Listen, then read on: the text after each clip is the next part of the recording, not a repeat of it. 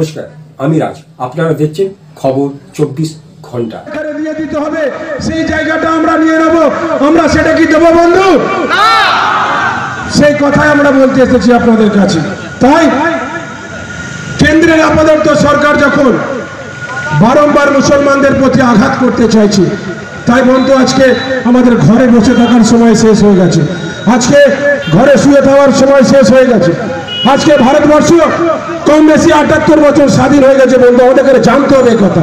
আমাদের ইতিহাসকে যারা পরিবর্তন করে দিতে চাইছে, ইতিহাসের পাতা যারা ডিলিট করে দিতে চাইছে, ইতিহাসের কথা যারা মুছে দিতে চাইছে, সেই কথা আমরা শুনবো না। আমরা পুরাতন ইতিহাস শুনবো। ভাই, এই ভারতবর্ষ স্বাধীন হওয়ার আগে কম বেশি 700-800 বছর মোগল রাজত্ব করে গেছে ভারতবর্ষে। ভাই, তখন তো ভারতবর্ষ খাতড়াতে ছিল না। ভাই, আমাদের কাছে জানতে হবে। সেই মোগলরা চলে যাবে।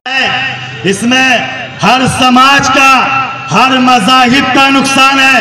गुरुद्वारा का भी है, मंदिर का भी है, और मुसलमानों की ईदगाह, मस्जिद, मदरसा, खानका, ये जितनी भी चीज़ें हैं, इन तमाम चीज़ों को अगर सोच लो, याद रखो, अगर अपने अंदर ले लिया तो तुम्हारे पास रहेगा क्या?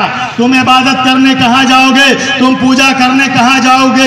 ये हिंदुस्तान की गंगा जमुना तहजीब को ये लोग मिटाना चाहते हैं और अपना कानून चलाना चाहते हैं, अपनी मनमानी करना चाहते हैं। हम हिंदुस्तान के देशवासियों को ये पैगाम देना चाहते हैं, आज अगर तुम एक ना हुए, आज अगर तुम एक साथ आवाज को बुलंद ना किए, तो हमेशा हमेशा के लिए हमारे और तुम्हारे